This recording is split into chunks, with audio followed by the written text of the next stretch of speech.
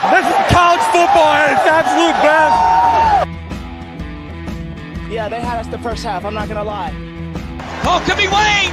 I think I got my swagger back. Oh. I love it, baby. Them orange britches. Something about them orange britches.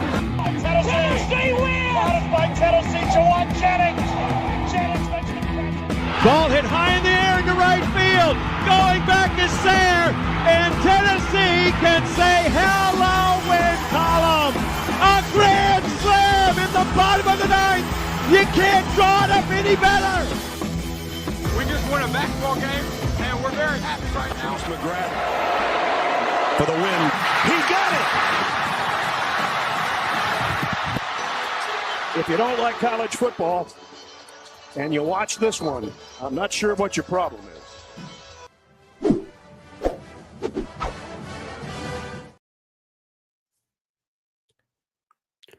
Ready to do and welcome into More Important Issues. Today is Thursday, October 16th. It is officially time to break down the third Saturday in October. We're here. We made it. We're 5-1. That's all that matters. We're 5-1. That's where you wanted to be at the beginning of the season, heading into T-Town. So, I mean, no complaints. Not yet. I mean, I kind of feel like the Rick Barnes meme, don't pick us. Well, that's what I feel like. 7.5. They're not even spotting us. It's moved a bunch. It was at 8.5. Yeah. I don't know. I'm just going off what ESPN had like this morning. So. Okay. I know it's moved a bunch, and then the injury report came out, and you taking it? Is that what we're doing? I'm not touching it at all. What are you talking about? Look, if we lose, I'll have enough heartbreak. I don't want to double it down with my bank account. I feel that. Never bet on the balls. Yeah, we're going to break down this preview a little bit. And, I feel like there's been a lot of doom and gloom, myself included, with last week's show or last episode. So I'm going to try. What you need to try to do is get your Wi-Fi fixed, kid. And maybe by the end, we'll talk ourselves into a win. I couldn't hear about probably 98% of that, but you look good now. You were lagging for a second, or maybe I was lagging. I don't know. Okay. But all I heard was talk yourself into winning. So I don't know what happened. Landon's out. Caleb's not here, so he's got to take that potato Wi-Fi back. You there, Lando? There we are.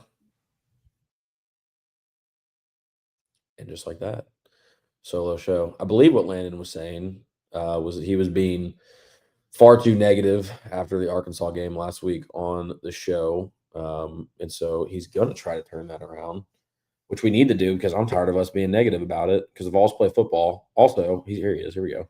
You there? Here we go. We're back, baby. There we go. We're back. What I was saying, I'm tired of being negative Vols because the bar Tennessee schedules, and it's like half and half. First half of the season on the left side, first half on the right. I now had to look back up at the top on the right side of the schedule, and it just made me sad and kind of made me like appreciate, we're here. We're playing football. I don't want to take it for granted because then we've got 240-something days that we can't watch it. So sure. We're halfway through this thing. I know. I mean, we only got, 3 more home games? Yeah. Yeah, 3 more home games. One night game. Hopefully. Talking about Vandy? Or Oklahoma. Sorry. Yeah. Probably like 2 more big tailgates. That's the sad. Dude, that's what I'm saying. You start chunking it up like that, it gets – I don't know. Again, positive. We're trying to be positive. We're playing football this weekend. Big game. 3rd week in October. How you feel about it? I'm feeling good. I was going to ask you the same thing, just kind of do a little vibe check here, and I am hopeful. Cautiously optimistic. Yeah, like there is – I think Tennessee's going to score points in this game. I think there's going to be opportunity to score points in this game. I mean, it's just all worried about the defense. But then when I really dig into the defense, it's like the defense is keeping you in it. And it's not like Alabama is this juggernaut. I think they were better last year, to be honest. Fair. I mean, they had a one-score game going into the fourth quarter with Vandy. Same with Georgia and Missouri. Like, I mean, it's not like they're just steamrolling teams, but everybody wants to crown them as, the best team in the SEC, and maybe they are. But, I mean, when you look at Tennessee's schedule, look at Alabama, I mean, they beat the crap out of Wisconsin. Tennessee beat the crap out of Syracuse. About the same. And then Tennessee did lose that one to Georgia, should have won it. And if they did win it, then they win by a field goal. What's this line at if we beat Georgia? 4.5. It's I mean, like it's different. And I mean, that game was literally a coin toss. You won it like 5 times. So it's all. I mean, I think the reason that Bama. I mean, don't get me wrong, they look great, but I think the Florida State game, people overreacted to that, and so now that they're showing signs of life again and looking good, I think everyone's now overreacting and doing the whole Bama thing where it's, see, we told you the Florida State thing, fluke, whatever, we're not dead. So I mean, I don't know. Well, they went. It's two extremes. They went from like wanting to fire Kalen DeBoer to like this team is probably going to win a national championship, and I think that's crazy. Both sides of it's crazy. Yeah, I think we talked about it on the show. I think it was a gross overreaction to the Florida State game. I mean, that was just a shit down your leg. I mean, it was they're talented. I don't think any of it. And the big thing in this game, like they can't protect Ty Simpson. Now he's done a really good job when he has time, but they can't protect him. And man, this is the best defensive front you're going to go up against. I mean, they lead the nation in sacks. I think there's a ton of opportunity there. And he's been sacked, I think, 8 times over the last 2 games. And it hasn't really bothered him that much because their defense is good and they don't turn the football over. They don't really beat themselves. But also they haven't went up against a like good offense yet. Yeah. I mean, they especially like a good throwing quarterback. I mean, yeah, that's more, I think, what I mean. Yeah, their secondary is like, oh, they're really good. It's going to be tough. And I'm not saying they're bad, but you went against Wisconsin, Vanderbilt, Georgia, Missouri, and Missouri's probably the most passing team out of that. But then they also have one of the best running back duos in the country, so they wanted to run the football. I think this Missouri game was like a really good blueprint as to kind of the Tennessee game. Obviously, I think Tennessee will be a little bit more firepower on offense, but I think that's kind of the closer comparison, at least for this week. Yeah. And I think the frustrating parts come from Tennessee just needs to play better, or they are going to lose games they shouldn't. I will say, I think the Mississippi State win, as much as that game shouldn't have been that close and say whatever you want, doing that on the road in a stadium that, I mean, you were there, it wasn't quiet. Not that Tuscaloosa. Yeah. I mean, look, I've got my opinions about Bryant-Denny. I've been there. It ain't no kneeling, so don't even get me close to aggravated about it. And I get it. It'll be a night game. They're going to get up for it. I'm not saying that. Yeah.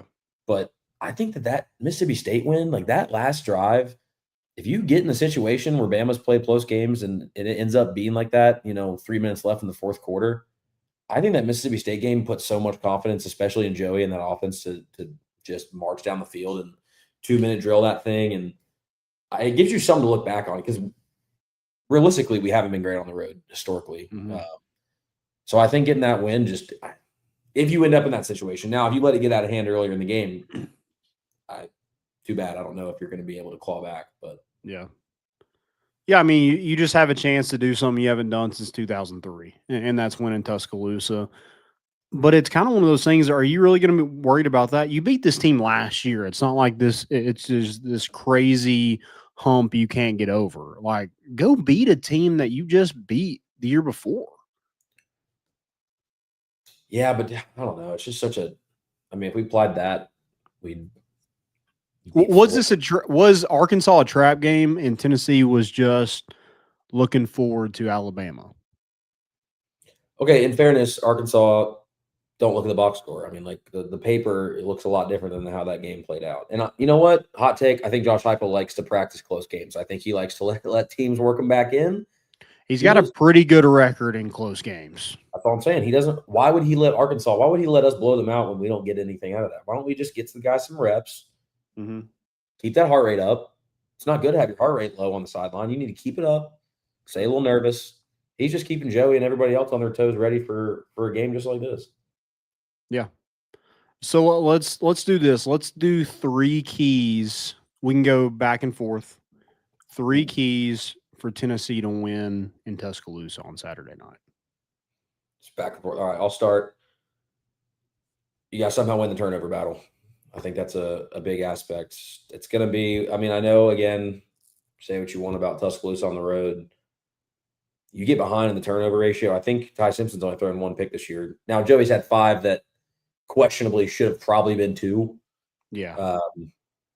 Still not great throws. I think 2 have been off of I don't know, I'm blanking. Miles Kitselman. Miles Kitselman. And some of the other ones. So, I mean, I'm not that worried about it. But if you're going to be able – we had, 4 fumbles against Arkansas? Forced 4 fumbles, recovered 3 of them. If you go do that against Alabama, that's going to give you an edge just to give that offense some more firepower to go up on it. Because I think it's going to be a shootout, so I worry that if you don't cause some turnovers, because your offense isn't going to go score every drive. So you got to get that ball back really whenever you can. Right. Yeah, I like the turnover one because Alabama, these last 3 close games that they've had in SEC play, they've won the turnover battle. Yeah. And that's what's helped them win the football game. So you go in there and win the turnover battle. I like Tennessee's chances in this one because if you keep it close, I mean, usually when this Tennessee team gets a turnover anyway, it's a touchdown most of the time. So feeling good about that. I like the turnover. I think my first one is going to be you got to get to Ty Simpson. Yeah. Got to get to him. Got to make him uncomfortable. Got to put them behind the chains. I don't think they're a great running team, but they're a really good throwing team. So I think you got to keep them on 3rd and long, and I know that's been an issue for us. And you just got to go get him. Like, make him feel your presence. I mean, Florida State got to him all day long. And they were still able to keep pace and have a chance to win. But that's a big thing in this football game is can Tennessee continue to get after the opposing quarterback, continue to create turnovers? Because I don't know if you're going to get turnovers pick-wise, and I don't know if you can rely on a guy running up the field and him fumbling it. So I think you got to get after Ty Simpson and hopefully knock the ball loose and get some of those turnovers you're talking about. Yeah, I mean, that's like one spot that if I'm confident in with he's gotten, you said it was 8 sacks in the last 2 games.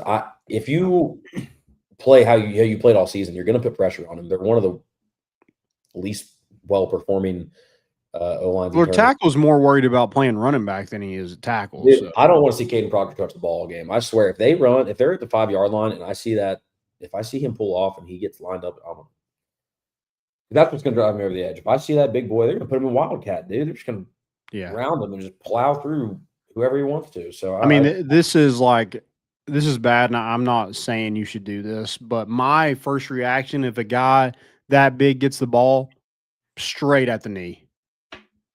Well, you're not even saying like a bad practice. I mean, a bigger guy like that. Well, you kind of have to. Statistically, he's not good getting tackled at the knee. I mean, he's an upside down bowling pin. He's a top heavy kind of guy. So, but yeah, I agree with you on you got to get back to Ty Simpson. I think you give him time in the pocket, we're going to get cooked pretty quickly. Like, I don't even think you're going to be close in the 4th quarter if you're not putting pressure on Ty Simpson.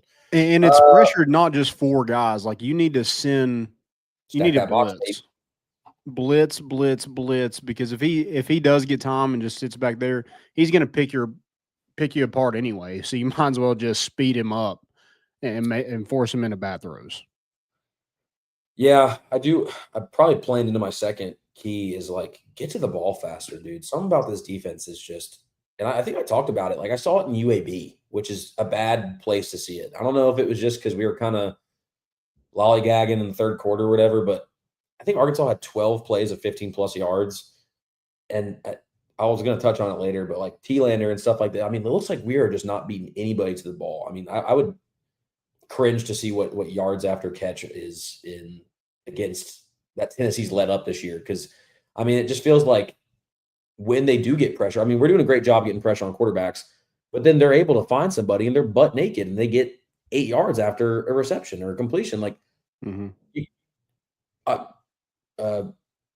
Ty Simpson will 100% take advantage of that all game, and you will get bent over because they're just going to march down the field the entire time. Cool. If you can go match it on offense, great. But, I mean, if you're going to play a shootout, I'm going to give Alabama the edge right now just because I think Tennessee will slip up at some times, and maybe it's just because it's an opposing situation. But you got to get to the damn football. I'm tired of seeing us running around, lagging behind dudes. I don't know. Driving crazy. Yeah.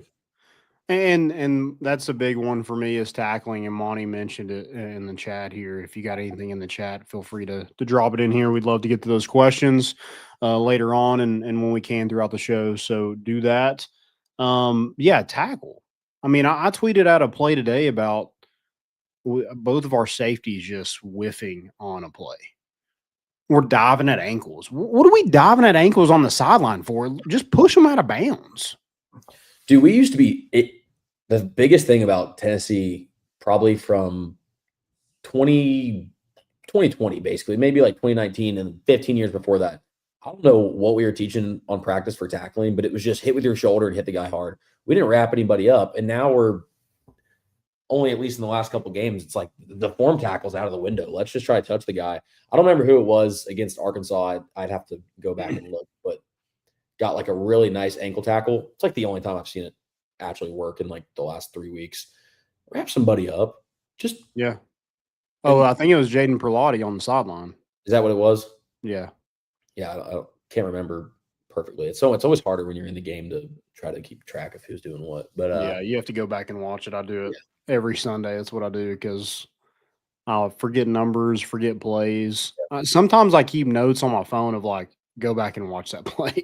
Ball knowledge right there, dude. That's love of the game. No one who's out there doing that between Caleb over there with the 1980s static wire up to here and Mike Keith, who's all of 200 yards away from him. But yeah, you got to tackle.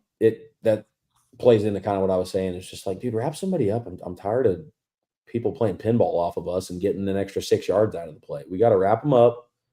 Because also the biggest thing about that is like you're not going to get it. It was hard to get momentum. I don't know what everybody else was saying. I am experiencing the non-student section world of Neyland Stadium. So maybe that's just me kind of being in a whole different section.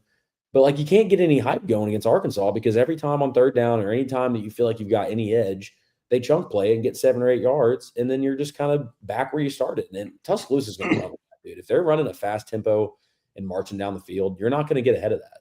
So you got to be able to wrap some tackles up, get in front of the ball, which is half scheming, which is a whole nother topic. But it's also kind of crazy. We're sitting here talking about form tackling and angles when that's just the most peewee football thing I've ever seen. That's also not something before the season I would ever predict us talking about for Tennessee's defense this year. Yeah. Or at least if you told me that last year, I'd actually think you're smoking crack. But it is something. It's like you just got to be better.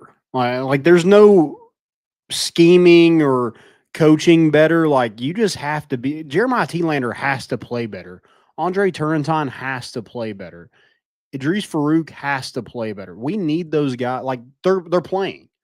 Right. This would be the 7th game. They are going to play and have a role in this team. No one else is coming in really behind them. I mean, Spillman's out for a half, so you're definitely going to see T-Lander. You just got to be better.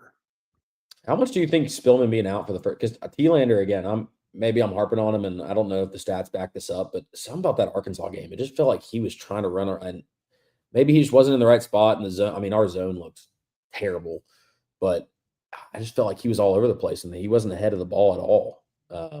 So Spillman, I mean, that doesn't make me feel any better. I'm already on edge about this game, and The last thing we need is having. There's something I noticed rewatching the Arkansas game, and we have, and I think I mentioned this on Sunday's show.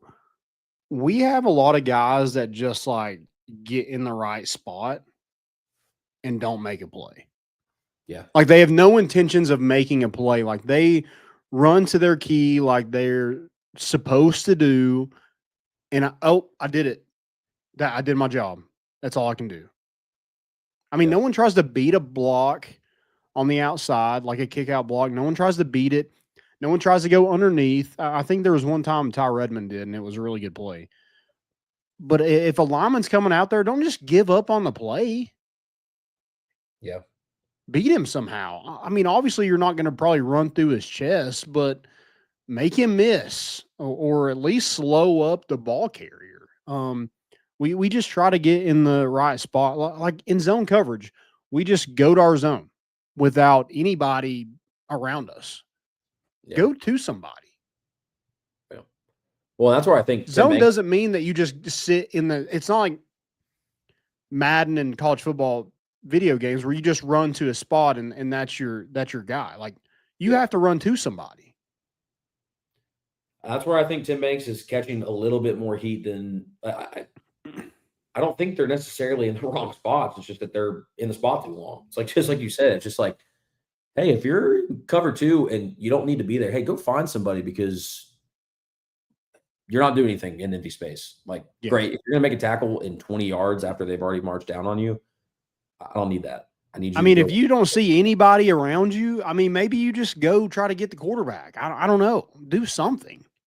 Dude, don't just have 5 guys at the markers and have them throw a 20-yard touchdown pass. That was the most infuriating play. Arkansas's last touchdown was the most infuriating play I've ever seen in a football game. So naked. We didn't guard anybody. No.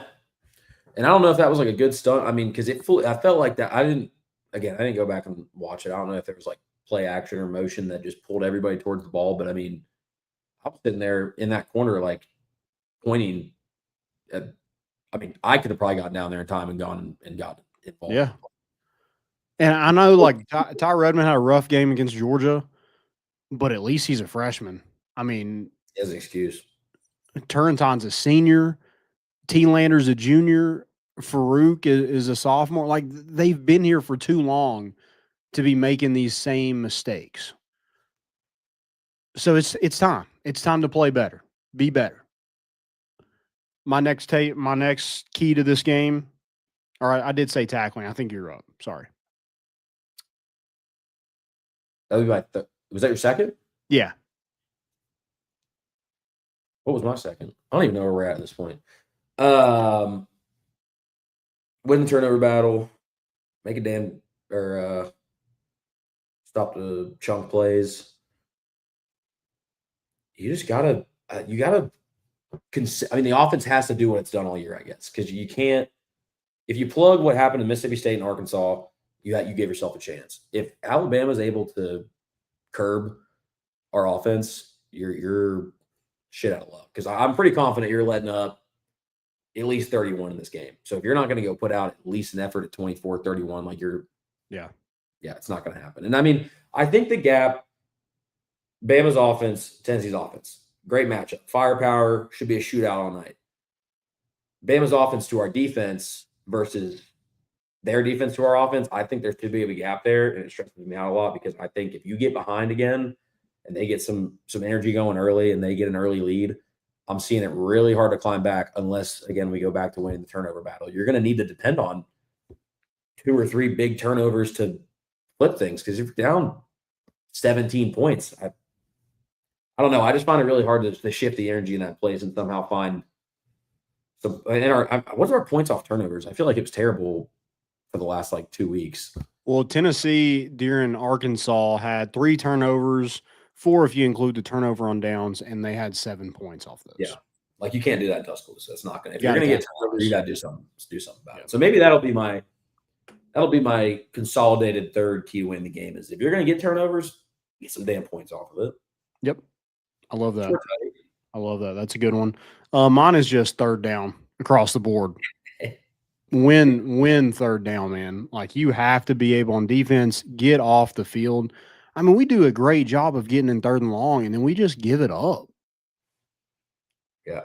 Whether that's a quarterback scramble, whether that's just a draw or a screen, or, they just run to the sticks and turn around and they hit them. Like, Tennessee has to find a way to get off the field on third down. Or if they're not better, like, let's not even talk about this game. They could end up losing 4 more games if they aren't better on third down across the board. That's the crazy thing. That's like my mental. That's why I think in the back of my head, I'm fully incapable of seeing past maybe 2 weeks from now, just because even if you pencil, I mean, somehow you go beat Alabama. Oklahoma's going to be a test no matter what. And Arkansas only made me feel less confident in Neyland. Now you get a night game, a little bit more rowdy, stop third downs. I think that place gets a little bit more juice in it. Yeah. Florida's Florida. I'm penciling that as a loss right now. So, like, in my mind, you got to beat Alabama. Again, this is our best chance. I think Caleb and I talked about this on the Chase Thomas podcast. Best chance to beat Florida you've had in a while in the swamp. Still Florida in the swamp. Yeah. I'm penciling it as an L until you prove me otherwise. So, in my mind, you got to win against Bama. You got to go beat Oklahoma at home. You got to beat Vandy at home, which Lord knows you let Vandy come play spoiler in Neyland Stadium, they're going to do their damnedest. That is going to be their Super Bowl of all Super Bowls. Yeah. Even if they're, kissing their season goodbye. Yeah, I mean, Tennessee defensively have been horrible on third down, and that's been the biggest part. Like, you've gotten, like, you're right there. Like, I mean, let's look at it this way. Tennessee is probably what, let's say 2 third down conversions on defense, and that Mississippi State game is a lot different. Let's say 2 more against Arkansas.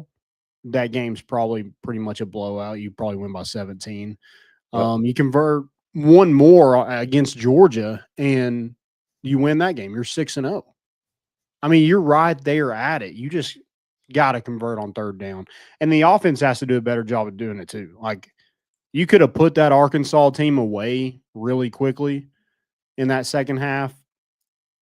I don't know if it foot off the gas, whatever it was. You didn't convert on third down. Yeah. Tennessee needs to run the football better in this game. There is opportunity there. I think Alabama's 12th in rushing defensively.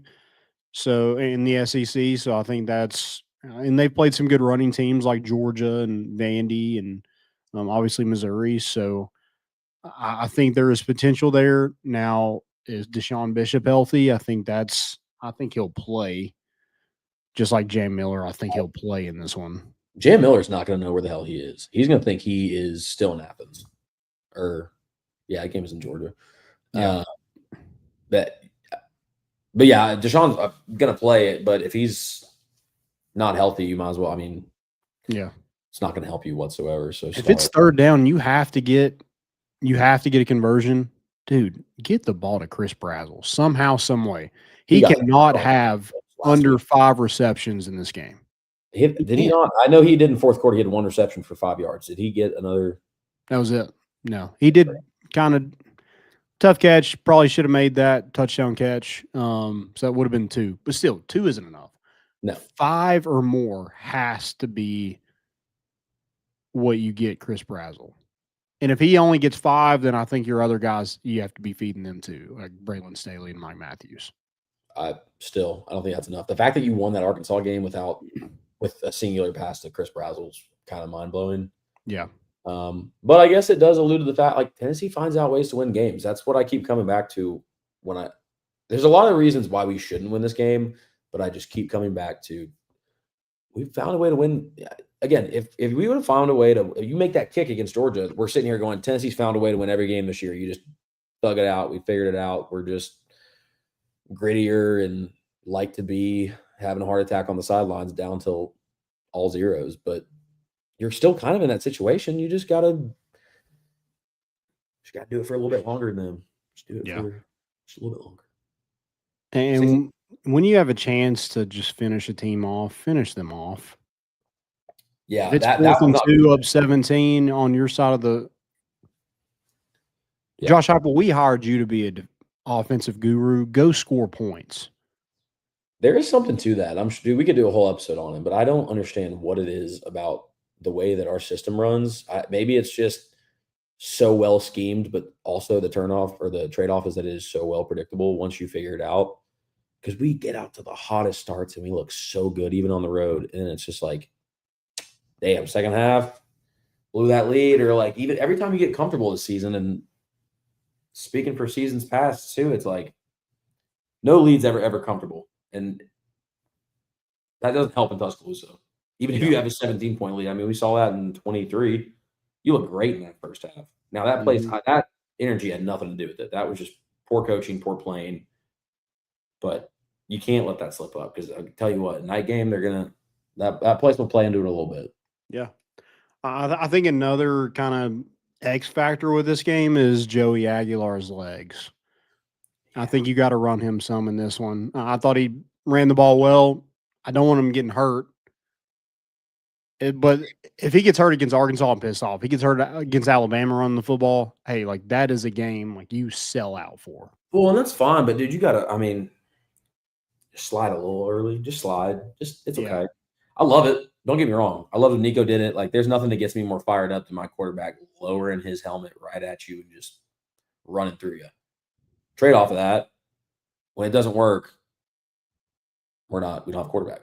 And I don't really trust Jake Merklinger to take us into the promised land and get a win in Tuscaloosa. So take care of yourself a little bit more, Joey. But yeah, drop some more QB design runs. I mean, why not? It looks better. I mean, especially if Deshaun Bishop's not feeling 100% healthy and Starr and Peyton aren't. If it looks like you're kind of hitting a wall, set up some design runs for Joey. Yeah, especially in the red zone. Like, I mean, that play against Mississippi State where they just had a whole convoy to the right, basically, is what they had. That was beautiful. Mm-hmm. I want to see more of that. I mean, your offensive line is playing damn good football right now. That's what they want. They want to pull. They want to, like, run to the outside and blow some DB's head off. Like, that is what they're looking forward to. So feed them a little bit. Let them have their fun. Yeah. I want to see a little trickery this week. I want to just find the time. I'm not saying it crazy. I'm not throwing a fake punt or anything, and you can play that into a QB run. Draw the entire defense left, shut, especially on like a 3rd and goal, 3rd and 6, or 3rd and goal 6 yards away. I love that. Yeah. Or just take it with Deshaun. If he's feeling healthy, that's my bet. Let's do an X factor for this game. We got who's your X factor in this one? Joey doesn't count. Yeah. I'm trying to think if I have to go defense just because I think the offense will find a way. I do think I've been high on Braylon Staley all year. I do think he has to, even if Brazel doesn't. I mean, I get it. Braylon was forced to kind of step up because Brazel's not getting anything thrown his way. But he needs to consistently be good. I think he needs to shut everybody up. I think he's crazy take. I think he's our best receiver talent-wise. Come at me. I don't care. I want to see Jordan Ross. Okay. I think he had sack and a half against Arkansas. I think that was right. Maybe I'm wrong. But I don't know. I think we talked about it earlier. I think getting to the quarterback, there's a lot of stuff I can say on offense, but it's got to go towards the defense just because I am picturing every situation where we're losing, and it's just because our defense is letting Bama chunk play. Yeah. So I'm going to go Jalen McMurray. And I think Alabama has a really good receiving core, so he's going to have to be good in coverage. He has to be good in the middle of the field.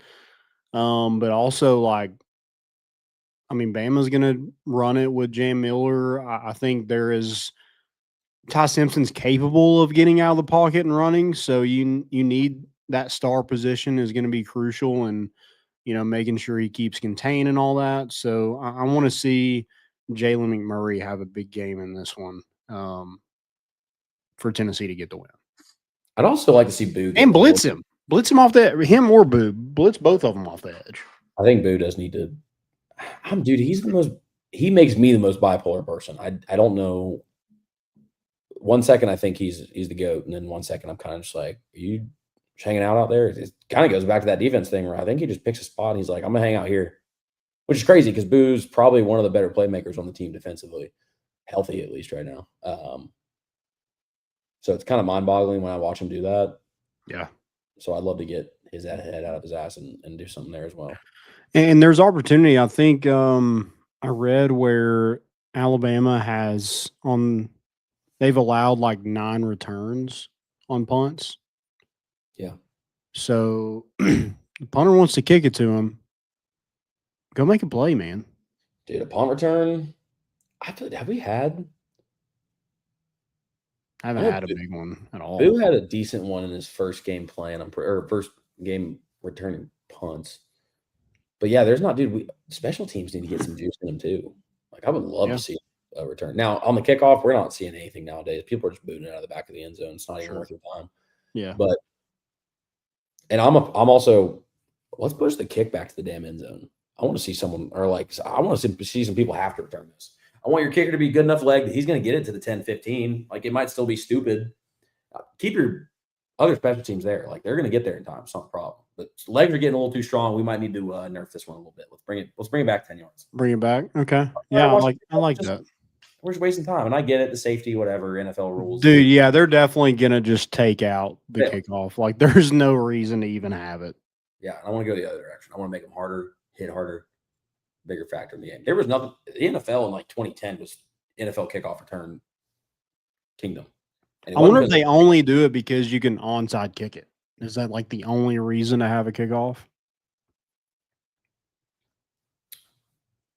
I mean, yeah, I guess now that I think about it, again, back in the day, I think kicks were getting to like the 20 and like 15 at best. So like you got to return it. You're going to let it roll out all the way. But yeah, they're kind of useless now. I mean, at that point, if you're going to elect to onside kick, unless you're going to fake it, which like 99% of the time, it's going to be a pretty hard stance to fake it. I could see them getting rid of it, and then you just have to declare if you're going to onside. Yeah. Don't do that. That's not advice, by the way. Sure. Make kickoff great again. Let's little game predictions. Oh God. Give me a stat and then give me a score. Ooh, give me a stat. Ooh. All right. Stat. Tennessee 250 plus rushing yards on the ground. Plus 250? Yeah, bro. Let's get weird. Let's keep it on the ground. Damn. I'm just saying, it's a fun stat, right? I mean, I love it, but that's a lot. It's never enough. What we have rushing against Arkansas was like it was up there. It was getting up there, and then Bishop. All right, I guess you're tracking. Dude, I don't know. I will say I have to take credit. I took the Arkansas one, hammer to the nailhead, 34-31. I'm 1-0. I'm 1-0. Dude, did you bet that? Huh? Did you bet it? No. It wouldn't happen if I bet it. That's true. Let's go. Realistically, let's go 37-41 Alabama. I hate to do it. I'm sorry. But 37-41 in favor of the negatives, the bad guys.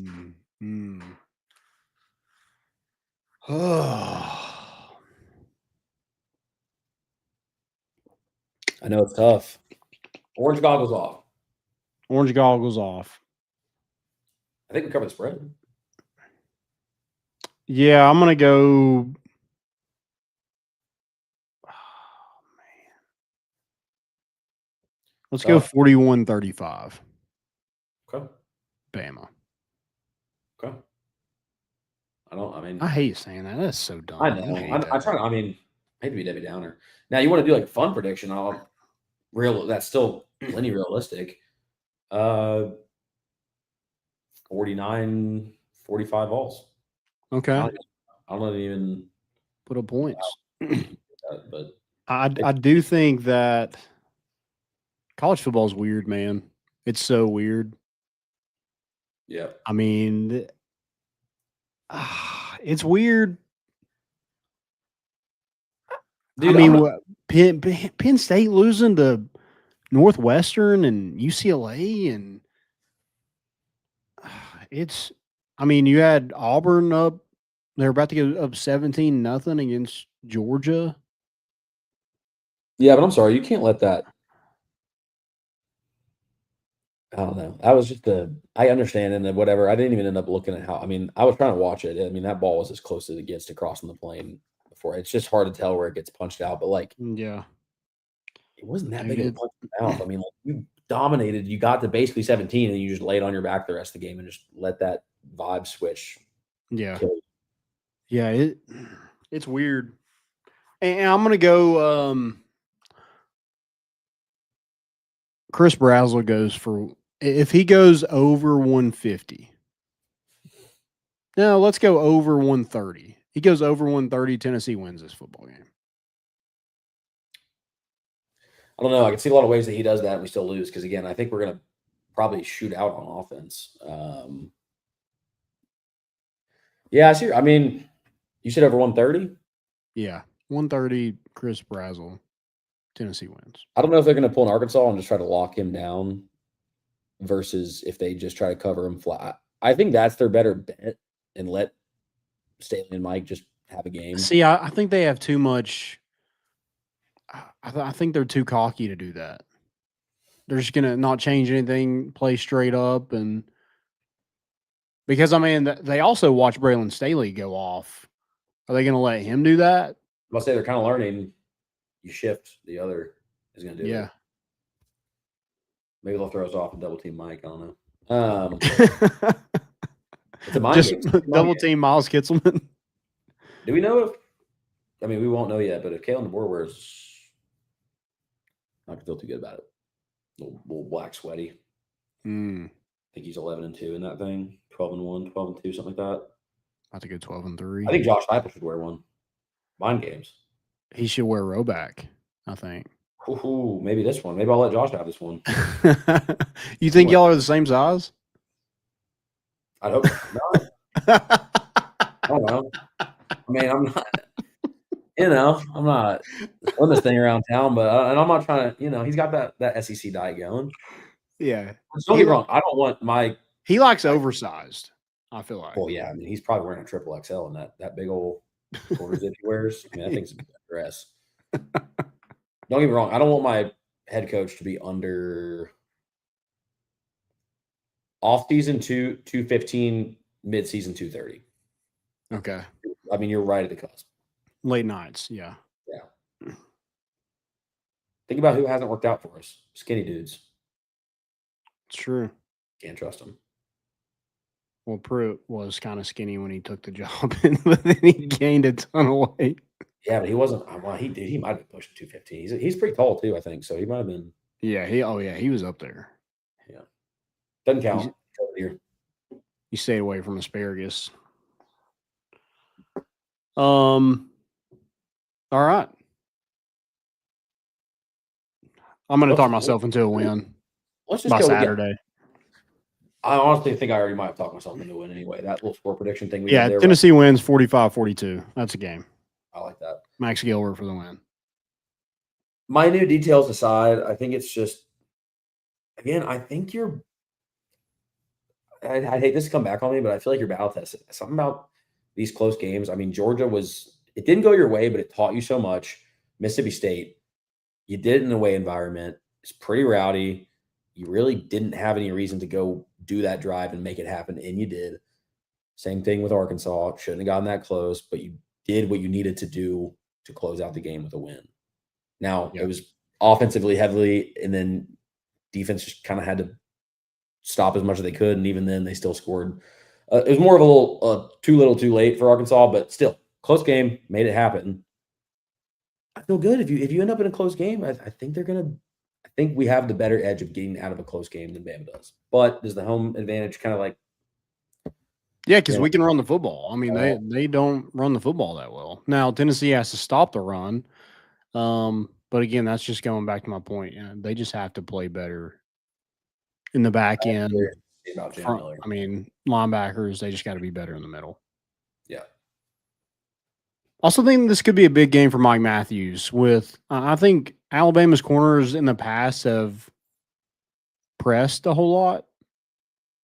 They pressed Chris Brazel, I think, on that play that won the game last year. If they want to press a guy as physical as Mike Matthews, I think that is opportunity there as well. The one thing I feel pretty confident that we will be better in is the longer plays. Like depending on how they're pressing, I like our advantage on hitting deeper, longer plays than them. But they don't need to do that to kill us. I feel like Tennessee, if you're going to get kind of shut down in the run game, I worry that we just scheme up too much random shit for short yardage plays that you're going to have to hit on long balls. Yeah, Bama can pretty much chunk you to death, like I said, just march their way down the field like we've seen so many times this year. But if you're going to have something to take leverage on, I like that deep ball because, again, same thing with that Georgia game. That deep ball brought you fully back to life. Brazel was Brazel, right? Yeah. Yeah, like that deep ball brought you back. And I know it happened in Mississippi State, and they don't get me started. But I don't know. I mean, I think that gives you an advantage too, especially towards the end of the game. If they're starting to hit back on leverage and energy and everything, go air one out on first down. You get Brazel or honestly any of these guys in solo man coverage, just take a shot at it. Just beat your man. Have a second look. If it doesn't look like he's going to cook them, it's okay to hit Kitzelman. It's okay to check down, something like that. Go run with it. But I'd love to see some first down air outs. Yeah, Devin Arnold has a question. Do you think we roll out more offensive plays for this game we haven't seen, or do you think they have already emptied the tank? No, I think one thing we do well is scheme the first 15 plays of the game. I definitely think we'll see a little bit more opening of the playbook offensively. I think there might be a couple that we haven't even seen Tennessee run like. Yeah, I mean, Heupel's going to have wrinkles and everything. I mean, I love the wrinkle last week where you did a tight end screen on second down, picked up the first down. I think the next play you did an end around to Mike Matthews. I think that is. I mean, that's just showing a little something more, and both of those were good gains. So I think little stuff here and there. I think running quarterback runs with Joey Aguilar. I mean, let him run a read option. Yeah. Just keep it. Keep them on their toes, dude. I think that's another key to winning the game is I spoke to it earlier. I think you get predictable. I think that's one of Tennessee's faults. Mm-hmm. You got enough in the bag, kind of going back to Devin's question, to keep them just on their toes enough just to open up the coverage a little bit. I think that goes miles in terms of being able to make a march and charge and score on some of these drives, especially on turnover drives. Yeah. Let's go try some shit off of an interception or a strip sack. Yeah. Well, let's go in. Let's just go in first time in T-Town since 2003. Why not? Why not us? Good. I'm fired up. College football is weird, man. Tomorrow's gonna be crazy. I'm gonna be right now again. It's a little bit more work to do, but then game time, game day. I mean, I think every year we should just take off the Friday before the Alabama game. That should be a Tennessee holiday. I'm surprised for how big of a thing it is that it's not. I think kids should be out of school. Well, now they're making logos for it, so it might be. I don't know what you thought about the logo. Here's my thoughts on logos for a rivalry. I don't want to oppose it like a team that I hate on my shirt. Unless it's making fun of them, I don't want their logo and my logo on the same shirt. No. I feel like it started the Battle of Bristol, and then it's just been let's make these cool ass patches for these rivalry games. And it's no, I'm good. Yeah. It's cool. It's cool for a graphic, right? If you're zooming out on ESPN or you want to do it, that's great. No problem with that. But let's not. I mean, who's buying an $80 hoodie with that stupid logo on there? Especially if you lose. Exactly. Yeah, that's a thing where you can't buy it until after.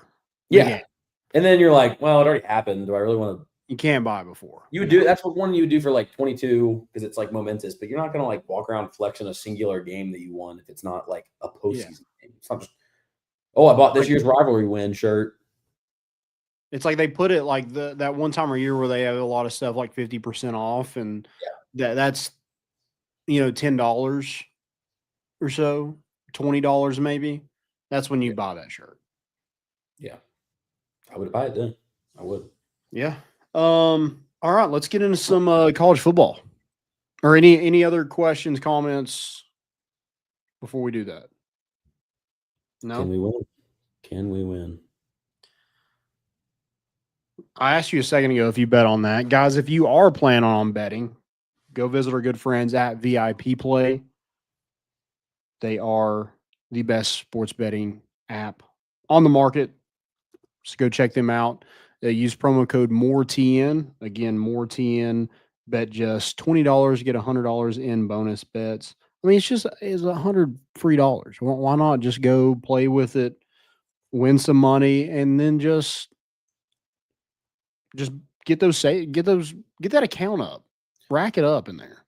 Not going to give gambling advice. If it were me, I would go take $20 instead of spending it on McDonald's or whatever you want to get. Why don't you go bet on Tennessee Ball's money line? Again, sorry, me. I would go bet on Tennessee Ball's money line because it's let's at least put some coin in there. And guess what? If the Vols lose, don't matter.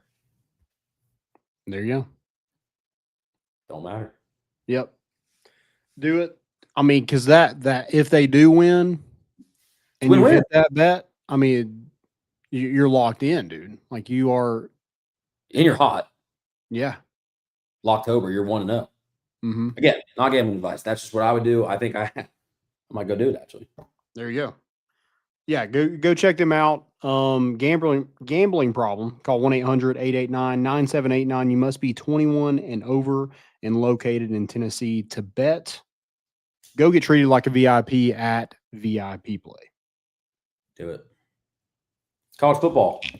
College football, baby. Some of these matchups would have been so much better earlier, like looking at them in the season. Like I would have thought LSU Vanderbilt is still going to be a great game. I think I'm all in on away night games. It sucks for like our team, but just in like me watching football all day long, it's awesome. You're talking about for a Tennessee game? Yeah. For an away game, yeah, 100%. Fully agree. Because if you commit to, well, the nice part, so say you're going to go watch it, at a buddy's house, or you got plans, you got a watch party, you're going to tailgate or whatever. Dude, you're good till like 4:30 or 5 before you even got to head wherever you're going to go for a 7:30 game. Yeah, that's early. So you're catching the noon and at least 3/4 of the 3 games. Right. And I have way too much ADHD to like, if I'm with people, unless it's Tennessee, it's really hard for me to pay attention. Yeah. Yeah. I want to sit my ass on my couch and I want to watch College Game Day. I want it to fade back in with an aerial view of whatever game's going on at noon that I care about. And then I want to watch. And then for the 3 o'clock games, that's when you start going, hey, Vols play tonight. Don't forget that. Let's get a beer, crack a beer, or 2 or 3. Log into VIP Play and start racking it up. Couch is the most underrated place to watch a football game. And I think that's not a hot take at all. But it's often forgot about. We oftentimes get too caught up in the whirlwind of tailgating and doing things before game. Couch it out, dude. Just enjoy it. You bought it for a reason. It probably wasn't cheap. Yeah, I'm with you. Use it. All right. There's games pretty much every day of the week. I mean, none that we really care about. Right. Tulsa, East Carolina is on right now. Who cares? Friday, you have Louisville, Miami. I will point out really quick, Tulsa to East Carolina, 8:50 left in the second quarter.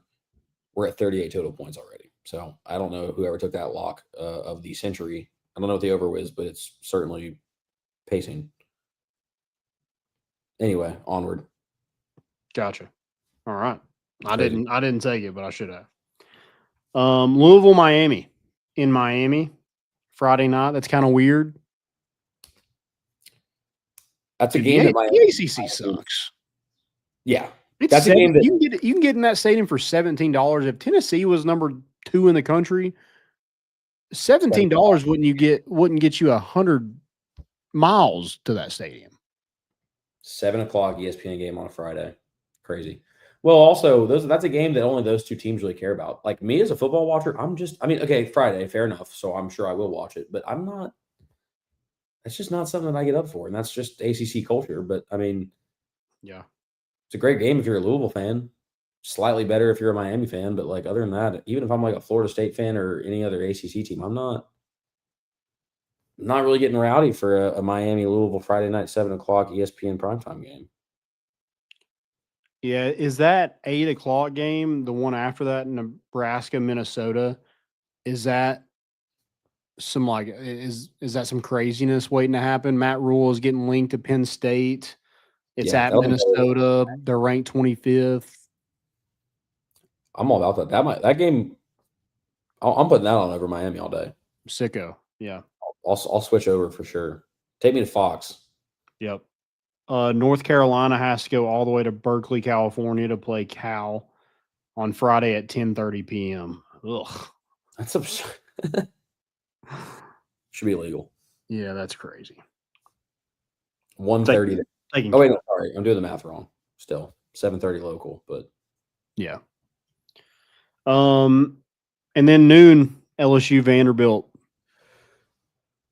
I hope that should feed families, and I don't know. I don't know how to feel about Vandy. I'm still in a very weird place, and a lot of it plays in my emotions of pure disgust and hatred for the Pavia family. I think I'm going LSU.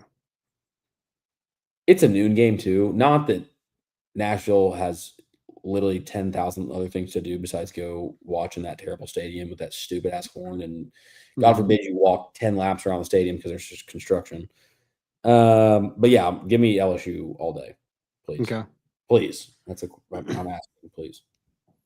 And then Georgia Tech Duke. This is a weird line. Georgia Tech undefeated, ranked 12th in the country. Duke 4-2, but favorites at home. I'm actually high on 1.5. I'm high on Georgia Tech. I think that Georgia Tech game is actually going to be worthwhile, and that means Georgia Tech's going to win this one because they need to if it's going to be a worthwhile game against Georgia. So I'm high on Georgia Tech. I like it. They got something good going. Let's take all the road teams this week, Tennessee included. Washington, Michigan. Stinker. Big noon on Fox. That game would honestly just even be better later in the day. It's just that that's not a game I want to watch at noon. Michigan is trash. Michigan is trash. Yeah. And I'm Washington. I've had kind of enough with. So cheer for the over, maybe just points. I don't know, but Michigan will probably end up winning that one by more than 4.5. So sure, I'm sure it'll turn out that way. Let's see who else we got. Oklahoma, South Carolina at 12:45. These times on the SEC network is crazy. I think Oklahoma wins by 15. Okay. Not good looking towards Tennessee's game, but this line would be a lot different if Oklahoma beat Texas. It'd be like closer to 10, I think.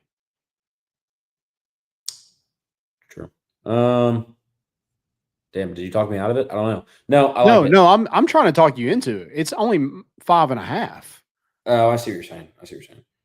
What's the deal with Mateer's thumb? Where are we at with that? I hope it's terrible.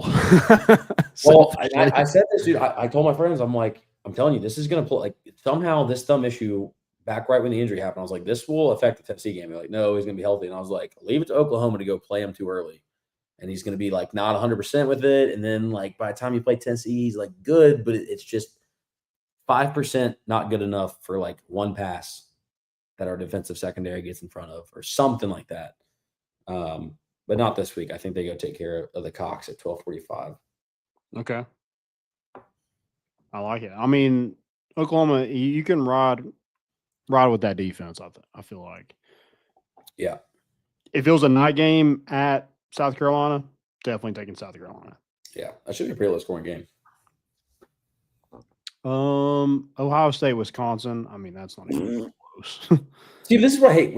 Ohio State just has all these games all year, and then in 4 weeks, Ohio State is going to be the talk of town. No one's going to shut up about them. Everyone's going to talk about Julian Sayin and all this blah, blah, blah.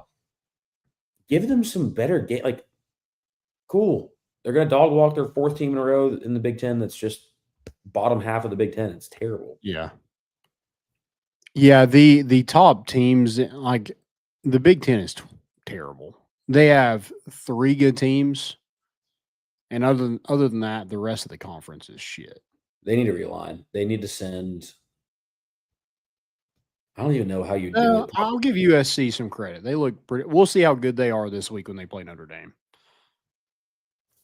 It's Don't forget stupid that UCLA. USC is in the Big Ten, but anyway, whatever. A&M Arkansas in Fayetteville.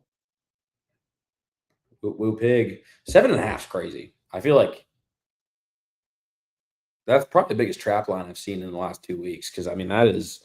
Yeah, I mean Tennessee was up 10. They scored late, and all Tennessee had to do was run out the clock. So Yeah, but they're 2-4, and like they don't even that place. Another stadium that pisses me off. Whatever that. I mean that pitch. What do you call that? Even like a beep. oh yeah, Also, you know what? Texas A&M -7.5 by a mile. When you have to get people on the field with a mic, walking around doing like segments with random fans, you lost it. You don't deserve to be an SEC team. First of all, second off, you're not covering 7.5 at home. Sorry, you're 2-4. What time's the game? Yeah. 3:30. I will say this: Texas Okay. A&M is kind of in that same boat on their home field. Yeah, that's fine. But yeah, yeah, that's true. Okay. Yeah. No, yeah. If this was at home, we could have. So these teams we both agree should be kicked out of the SEC. Yeah, I think we should narrow it down to about 6 teams in the SEC and just play everybody twice a year.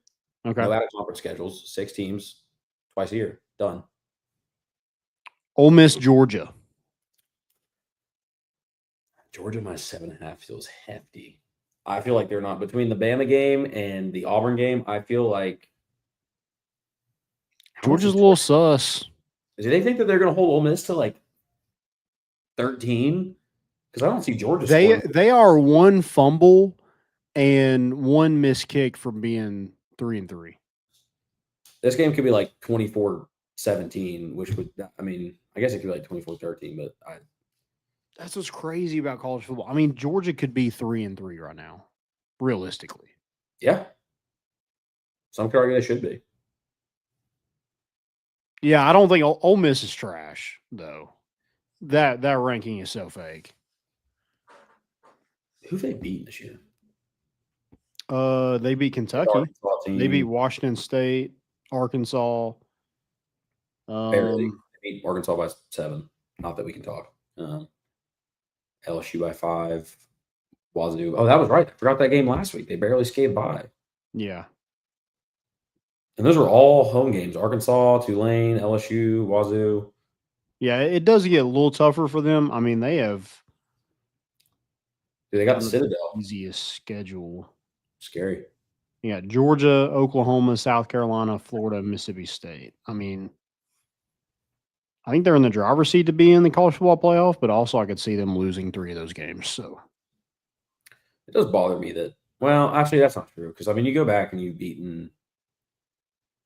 Let's say that they're a 1. Well, I don't know how they get the 2 losses, but even if they get the 2 losses, you've beaten an LSU team. It would be a loss to Georgia and probably a loss to Oklahoma, but then you're going to beat Florida at home. Mississippi State on the road should be. I don't know. If Mississippi State's only got 2 losses, dude, I could see them getting up for that game. Thanksgiving game. Oh, it's at noon, though. Starkville at noon might be depressing, to be honest. And I'll give Starkville all the credit. I thought it was a great time. Starkville at noon. On Thanksgiving weekend. Might not be the place to be. Yeah. Texas Tech, Arizona State. I think Texas Tech just beats them. I hope so. I hate Arizona State so much. We are heavy on the away teams this week. But yeah, I can't stand Arizona State. I don't think there's a single faculty or player over there that I mind. Not that I'm a big Texas Tech guy, but yeah, 7.5 seems pretty safe. So Mississippi State, Florida. Florida's 9.5-point favorite. Man, I just want Mississippi State to be decent because I don't think they're a terrible football team. I think they're fun too. Like I kind of enjoy their team, and I would love if they go in and spoil Florida. But I mean, realistically, they started 4-0, They play Florida, Texas, Arkansas, Georgia, Missouri, Ole Miss. They might not win another game. Florida? They might go 4-8. Mississippi State. Oh. Both these teams might. Someone has to win this game, and then from there on out, they're going to win like one game each. And they're already talking like no matter what happens in this game, Napier's out. So is this a game where Mississippi State just final nail in the coffin? I'm sure they would love to do that. That would be awesome. Another thing with Tennessee, they have to win at Alabama or at Florida. They have to. You got to get over one of the humps. You didn't get over Georgia. You got to get over one of them. Well, yeah, you have to get in the playoff conversation, but you also that too, just for I guess sanity purposes. Right. No, even if I don't want to, get Debbie Downer, but if you win Bama or if you lose Bama and Oklahoma, but you go win in Florida, I think because we won. 9-3 before the season, we were like, hey, that's a pretty solid. That was our ceiling pretty much. 10-2 was like peak ceiling, but 9-3 was a realistic ceiling. And if you threw a loss at Florida in the swamp, I'm not mad. Again, I'm not going to wish that on us. I think we're good, but Texas, Kentucky's at 13.5. I think that line's crazy. Yeah, Kentucky actually might win. No. I've got their under 4.5 win total this season, so I'm really gunning for. You got the under? I got the over. For their season win total? Ooh. We've got a good old-fashioned standoff. I like that. I think you're definitely going to hit it, but. Yeah. That's tough. I'd say we'll see. Yeah. What's another game? USC Notre Dame. That's a. Don't skip over 3-3 Penn State. 3.5 point dogs in Iowa. If you told me that was the case before the season, I'd say you're psycho. And James Franklin's fired, so I guess we would have been, Yeah, actually, no, I would have said James Franklin's not fired. I thought he was unfireable for the most part. So most overrated team ever. Yeah, USC Notre Dame is that what you were talking about? Yeah, Notre Dame's going to end up winning out and going to the college football playoff, and that's going to piss me off. Yeah, I'm not ready for that conversation yet. That's a week 10 conversation. I'll take Pitt all day, minus 10.5 against Syracuse. They do have to play at Pitt, so that's. You mean at Syracuse? No, I'm talking about Notre Dame. Like they just have a cakewalk basically to the college football playoff after losing the 2 games. That I think Pitt would like to play spoiler. Acrisure Stadium might get up. They might fill half the lower bowl. Half of what? Half the lower bowl. Like UCLA? Yeah. Good God, that's so embarrassing. Maybe more people are coming now. I don't know. I doubt it. Then you have Missouri Auburn. That's a weird game. Weird line. I think you're giving Auburn a little too much credit there, but it's a night game. Yeah. I think I'm going Auburn. Yeah. Yeah. I like the edge. Yeah. I think Missouri's probably a better team, but also like I don't know. I kind of lost a little faith in them after last week. I think it's an easy game to go. Missouri goes and wins by like 14, and everyone's like, "Told you so." And it's like, yeah, you know what? I probably should have saw that coming. Yeah, that's not a surprise. Auburn winning outright is fine. It's only a 1.5. So, and you got Utah, BYU. I'm good. I want Utah, man. I want them. Got a future on them. Need them. What do you need? Gotta have it. I need them to win the conference. Well, then you need this game. Yep. They gotta have it. And then Florida State goes all the way to Stanford, California to play at 10:30. So love that for the ACC. Shout out Andrew Luck and Frank Reich. It's getting to the point where like, hey, like who's in the playoff?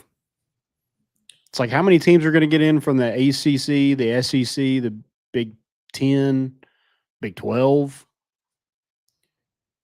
I think next week, after next week, like first week of November is when everyone's gonna be like, all right. I mean, when do rankings, college football playoff rankings drop? Does that start in week 10? I think so. I'm trying to remember. My only basis is trying to remember when the first ones came out. That was earlier in 2022. Because that was right before the Georgia game, and we played Georgia in November. It would have been the first week of November, wouldn't it? Or was it the second? Because we got ranked number 1, and then the whole Georgia thing happened, which should have been ranked higher than Georgia, or maybe I'm mixing the two up. But I'm trying to remember when they dropped those. So we beat Alabama. Then I think we had a cupcake game, and then we played Kentucky, and I think it was after the Kentucky game. Okay. They put us number 1. Weekly on Tuesday nights during the season, starting around the beginning. It's week 10. So Tuesday, November 4th. Yeah. So that lines up right about when. So I do think after. It'll be right after the Oklahoma game for us. Yeah. So we'll start hearing about it right after Kentucky, just about who should be where when the first rankings come out. Yeah. All right. Well, that was college football. Guys, go check out our good friends at Hovey Dry Goods. They got the best hats in the game. I'm wearing one, the Moore hat. Go check them out. Use that promo code MORE for 15% off that first purchase. Again, 15% off that first purchase with promo code MORE. Just the best hats in the game. You got Tennessee baseball coaches wearing them. Ross Kivett was. Tony V does. Obviously, we do. So you need to go check them out. And if you're, obviously you love the Vols, but if you also love some ETSU, they got some brand new ETSU hats that are sick. Ooh, So go check them out. Again, promo code MORE for 15% off that first purchase. Question, Joey. Talk to me. If you're 10 Banks, what is your defensive game plan? Doesn't have to be a long one. Just what's your code this week? What are we working with? Nut up and play man. Ooh. I know you're worried about your guys, but like, I don't want to say they haven't shown you reason not to believe you because Ty read him in that Georgia game, but like, play man. This zone looks so shitty at times, and I think half of it has to do with execution, like we talked about. But just nut up and play man. Just go do it. And if you know what, if they cook you, you play 4 quarters for a reason. Adapt and figure it out. But start off playing some good solid man and just stay in front of people on third down. Yeah. Because with this defense, I'm pretty confident that they're going to get 4 yards once they've touched that ball. So I like that. I think I'm running with similar to that. Like you're blitzing, so that ends up being a lot of man. Yeah, stacking. But yeah, you just need to throw things at Ty Simpson. Like, blitz your star. Hell, blitz a corner in the boundary. Send a safety. Send some of those linebackers in the A gap. I think you need to bring pressure from everywhere on Saturday. Now, I'm not saying go engage 8, but I think you need a heavy dose of different spots throughout the game. And that leaves some players on an island. But, if you just sit back there and rush 4 and you don't get pressure on Ty Simpson, he's just going to pick you apart anyway. So at least speed him up. And what does Ty Simpson's head look like in this game? I think he's level-headed, and I'm just throwing this out here. He grew up a Tennessee fan. This is his first game where he's played against Tennessee. So does that have some sort of weirdness about it? It could. Maybe he turns, I don't know. I'm not going to try to get like tinfoil hat, but maybe he's got a little touch of sympathy in him. And he goes, can I really beat this team? I don't know. Something feels wrong about it. Also, I want to throw that out there. He grew up a Tennessee fan. You're not a true Tennessee fan if you pick up the hat for Alabama on decision day. Right. He's dead to us. That's not, I'm not ever going to consider that. I'm just saying he might see a glimpse of hope. Even the Grinch grew a heart, So I'm saying we could see him favor Tennessee, just feel a little sad and maybe a little less tight of a spiral, let somebody get back there. But I do trust your guys. I don't think Bama's gonna torch you on deep balls. Talked about it earlier. So stack 8 in the box, send pressure. You said no engage 8. Yeah. Also, Josh Heupel, I mean, Ty Simpson didn't give you a shot, brother. Didn't give you a shot. Be angry. Out of high school. Yeah, be a little fired up for this. And I hope Josh Heupel has an edge come Saturday night in Tuscaloosa, because that place, I mean, you're not going to get any whistles. You didn't get any whistles at home. You're definitely not getting them in Bryant-Denny. So don't even worry about that. But play with an edge. Play with, I mean, let your freaking nuts get a little turf burn. Yeah, because you're just hanging them. I like that. I think that's the key to winning, and do it all game, all 60 minutes. Stop easing off the gas. Yep. Got one more question. What do you know about these commits we landed last night? I know nothing, dude. I've been so unplugged for the last 24 hours. So if you do know, enlighten me. Yeah. So Tennessee landed a basketball commit and a football commit. Basketball commit is point guard Marquise Clark out of Chicago. It is the number 2 player in the state of Illinois, number 29 point guard. It is one of those kind of underrated point guards that Rick Barnes and the staff absolutely love. Apparently he showed up at the Peach Jam and really caught their eye, just like Zakai Ziegler. And they even told him that they reminded him of Zakai Ziegler. So good get. I mean, the offer list isn't insane, but neither was Zakai's. I imagine he's probably one of those guys you hope to keep for 4 years, develop, and be another under the radar like Zakai and like Troy Henderson that they landed in the last class. So Marquise Clark commits to Tennessee. I think he had a Cal offer, an Illinois offer.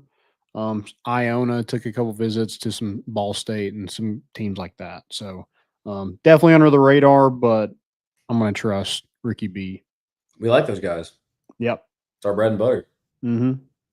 And then Tennessee landed a 2027 corner out of the state of Florida, which is something we don't do a whole lot. We do not really – we recruit Florida, but not a whole lot, just because, there's been a lot of bust out of Florida. Yeah. But also some really good players. So Kamari Whitfield, 5'10", 170 at the First Academy in Florida, has offers from Arkansas, Auburn, Florida, of course, Kentucky, Miami, Missouri, Oklahoma, Wisconsin. I mean, pretty good offer list for – I know he's a 3-star right now. Once they kind of fix the rankings a little bit, I think he'll probably be in that 4-star range. But a really good athlete, and obviously he's seeing what Tennessee's done with some of their corners. With Jermon McCoy, Alontae Taylor's playing really well in the NFL. So he's not a corner, but a DB, and Jalen McCullough.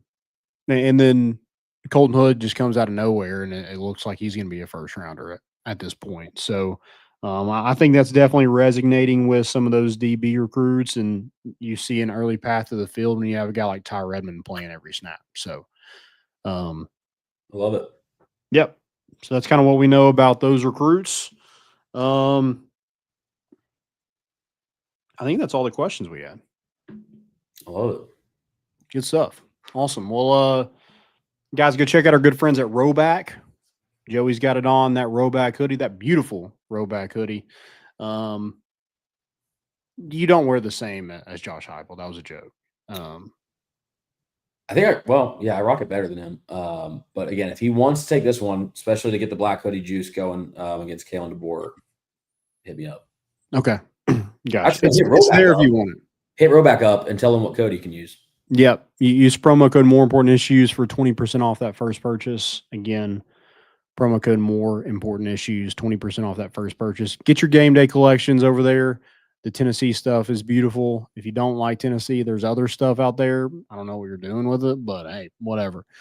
Just use that code and get it while you can. It's almost jogger season, so you need to get those joggers that they got too. They're awesome over there. Buy an Alabama one just so you can burn it. There You you get go. 20% Yeah. off, you're saving more money. It's just burnt polymers. Yep. All right. Well, guys, it is time. Let's go get a win in T-Town. We'll see you on Sunday talking about the win, celebrating the win. Get your cigars ready. You're going to need them. We're bringing the boat in, and we out.